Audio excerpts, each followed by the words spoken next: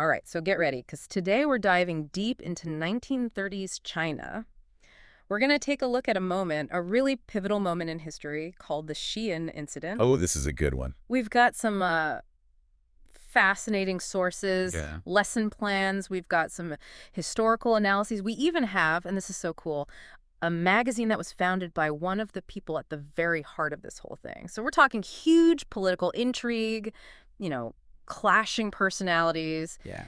And a nation that's really grappling with some seriously tough choices. That's what makes this event so compelling. It wasn't just a political event. It was a human drama, all playing out with this backdrop of a country facing incredible internal and external pressure.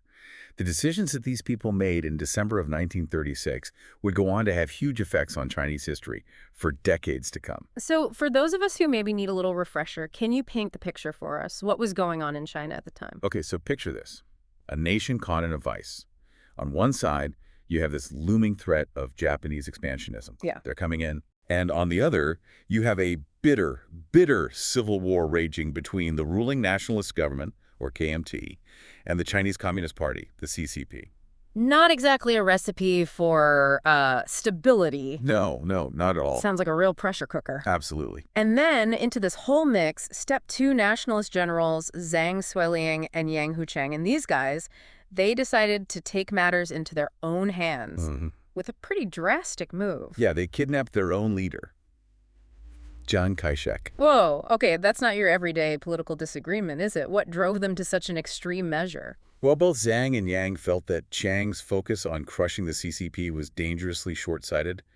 They saw Japan as the biggest threat to China's survival and believed that a divided country just stood no chance against such a powerful enemy. So their logic was basically to hit the pause button on the internal conflict and focus all their energy on the bigger external threat. Precisely.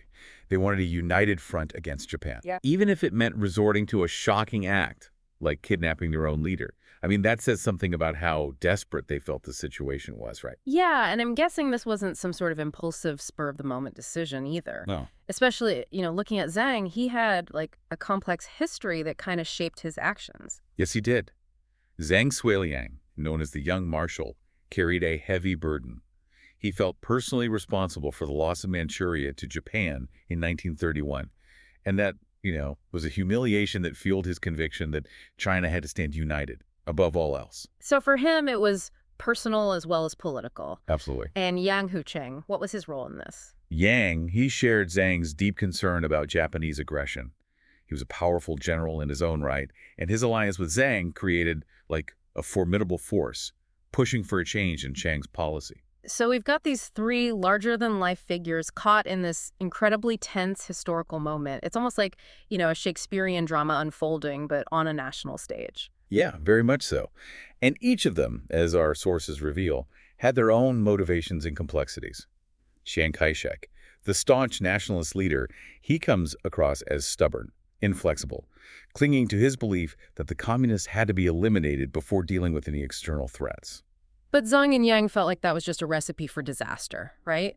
Exactly. By kidnapping Chiang, they essentially forced him to confront the reality of the situation. It was a huge gamble, but in the short term, it worked. Yeah. Chiang, under immense pressure, ultimately agreed to a temporary truce with the CCP. Okay. And this marked the beginning of the Second United Front, which was a very fragile alliance that formed to resist Japan. So for at least a brief period, they managed to bridge those, huge divisions. But was this fragile unity, was it built to last? And what were the long-term consequences of this audacious act? I'm guessing things didn't just magically resolve themselves? No, you're absolutely right. The Xi'an incident, yeah, it might have forced a temporary truce, but the underlying tensions between the nationalists and the communists, they were far from resolved. It was like trying to patch a cracked foundation. It might hold for a while, but without addressing the root cause, the cracks are just going to reappear. And speaking of cracks reappearing, let's kind of dig a little deeper into the fragility of this whole Second United Front thing. Sure. Our sources suggest it wasn't just political maneuvering. There were these big fundamental ideological clashes at play, right? Exactly. The KMT and the CCP, they had vastly different visions for China's future. I mean, the nationalists under Chiang Kai-shek, they favored a more centralized government and a capitalist economic model. Okay. But the communists, led by Mao Zedong, they were advocating for a socialist revolution, redistribution of wealth, land. So putting aside their differences to fight Japan, that was more of a marriage of convenience than a genuine reconciliation. Yeah, I think so. It makes you wonder how they managed to function together at all. It was definitely a strained partnership. Both sides they harbored such deep suspicions of the other, and there were constant struggles for power and influence within the alliance. And I imagine the war with Japan itself put immense strain on this already, fragile unity. Oh, absolutely. The war was brutal and protracted, and as casualties mounted and resources dwindled, well, the temptation to point fingers and blame the other side for setbacks just grew stronger. So in a way, the Second United Front was almost doomed from the start. Like, it was born out of this necessity, but lacked the solid foundation of shared values and trust needed to survive, in the long run. Exactly. The incident itself is super fascinating, but it's crucial to understand that broader context of this deep conflict between the KMT and the CCP. It helps explain why the Second United Front ultimately crumbled, and that led to the resumption of the Civil War after Japan's defeat in 1945.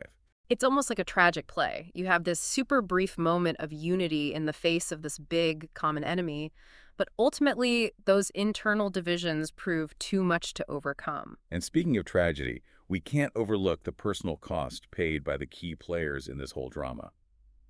Zhang Guiliang, after he escorted Chiang Kai-shek back to Nanjing, he essentially signed his own political death warrant. Oh, right. He was placed under house arrest, wasn't he? A far cry from the powerful young marshal who had boldly defied his leader. It was a stunning fall from grace. For decades, he was shuffled between different locations, constantly under surveillance, completely cut off from the political life he had once been at the center of. It makes you wonder, in those quiet moments of confinement, did he ever question his decision? Did he see it as, a heroic act that saved China, or just this reckless gamble that ended up costing him everything?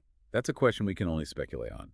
But one thing is certain. His actions, they had a profound and lasting impact, both for him and for the entire course of Chinese history. And what about Yang Huqing, the other general who joined Zhang in the kidnapping?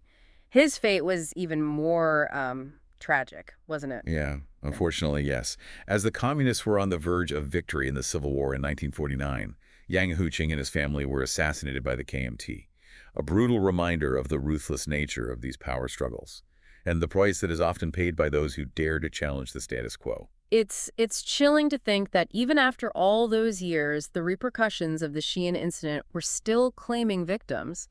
It really highlights that long shadow this event cast over Chinese politics. It does, and it really underscores the point that history isn't just a collection of events and dates.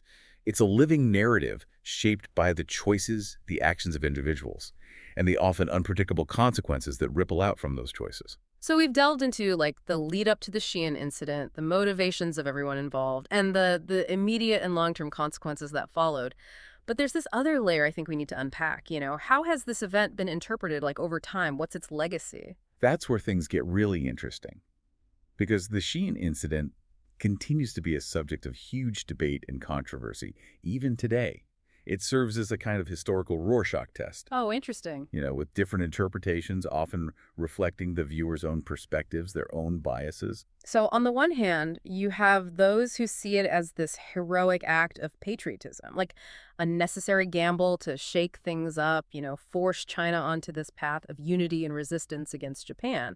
But then on the other hand, you have those who view it as this reckless power play that ultimately destabilized the country and made it more vulnerable. Exactly. It's a complex issue with no easy answers. Yeah. And that's why it continues to fascinate and provoke discussion. Well, I'm definitely intrigued. Let's delve into those different perspectives and try to understand how this one event has come to hold such a multifaceted place in Chinese history.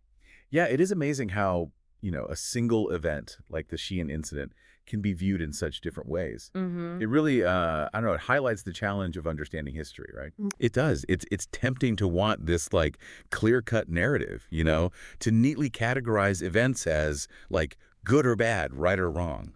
But history, it's rarely that simple. Right. It's messy, it's full of contradictions, right, and it's always open to interpretation. So let's unpack some of these interpretations. We've touched on the idea of the Xi'an incident as a heroic act. Yeah. What are some of the arguments that support that view? Well, people who support this view, they often point to the fact that the incident did, at least for a while, achieve its goal. Yeah. It united the country against Japan. Right. And they argue that Zheng Huiliang's actions, however drastic, were motivated by this genuine desire to save China from being swallowed up by this powerful and aggressive neighbor. So in this view, it was a patriotic gamble, right? Yes. A risky move, but made with the nation's best interests at heart. And it did lead to the formation of the Second United Front, which, even if it was flawed, did offer some resistance to Japanese expansion. Exactly. They argue that without the Xi'an incident, China might have just remained fractured and even more vulnerable to Japanese aggression. So they see Zhang and Yang as like these brave figures who defied the status quo, even though it ended up costing them dearly. It's a pretty compelling argument, but as we've discussed, there is another side to this whole thing, right? Yeah. One that views the incident as a reckless gamble with some pretty disastrous consequences. Right. And critics of this view, they argue that the kidnapping set a dangerous precedent. Okay. It was like this military coup that really undermined the legitimate government and weakened China's ability to present a united front against Japan over the long term. They point to the fact that the Second United Front, it was inherently unstable, right? It was riddled with mistrust, and ultimately it was very short-lived. Exactly. And, of course, they highlight the pretty tragic personal fates of Zhang Huiliang and Yang Huqing. Precisely. They argue that the incident, it just made these existing divisions within China even worse, and that it contributed to the chaos and the instability of that entire era. Right. From this perspective, it's a cautionary tale about the dangers of political maneuvering and the unintended consequences that can come even from, well-intentioned actions. So we have these two totally opposing narratives, each with their own sets of arguments and evidence. Yeah. It's almost like a historical puzzle with no, definitive solution. And that's kind of the beauty of it. It forces us to, really grapple with this complexity, to move beyond, simple labels and really engage with all the nuances of historical interpretation. Right. The Xi'an incident isn't just some stories from the past. It's like a lens through which we can examine these big challenges of leadership, the interplay of ideology and power, that enduring question of how to navigate a world that's full of conflict. It also reminds us that history is constantly being rewritten, constantly being reinterpreted. As new evidence emerges and, societal perspectives evolve, what might be seen as a heroic act in one era could be viewed completely differently in another. Absolutely. And that's why engaging with history is so crucial. It's, it's not about memorizing dates and names. It's about developing this critical lens to, view the world around us, to really understand the forces that have shaped our present and that continue to influence our future. So as we're wrapping up this deep dive into the Xi'an incident, what would you say is the key takeaway, for our listeners out there? I'd say it's this. Embrace the complexity. Don't shy away from that messy, contradictory nature of history. Yeah. Question the narratives that you encounter. Seek out multiple perspectives. Grapple with those uncomfortable questions that events like the Xi'an incident bring up. It's a reminder that history isn't just, a collection of stories. It's like this living dialogue that we're all part of. And, through that dialogue, we can gain a much deeper understanding not only of the past, but also of ourselves and the world that we live in. Exactly. And hopefully, by engaging in that dialogue, we can learn from the mistakes and the triumphs of those who came before us. Yeah. And make more informed choices as we navigate all the challenges of our own time. Well said. It's been a fascinating journey back in time, and I think we've all come away with a much richer understanding of the Xi'an incident and why it's so important. So thanks for joining us on this deep dive, and we'll see you next time for another exploration of history's most intriguing moments.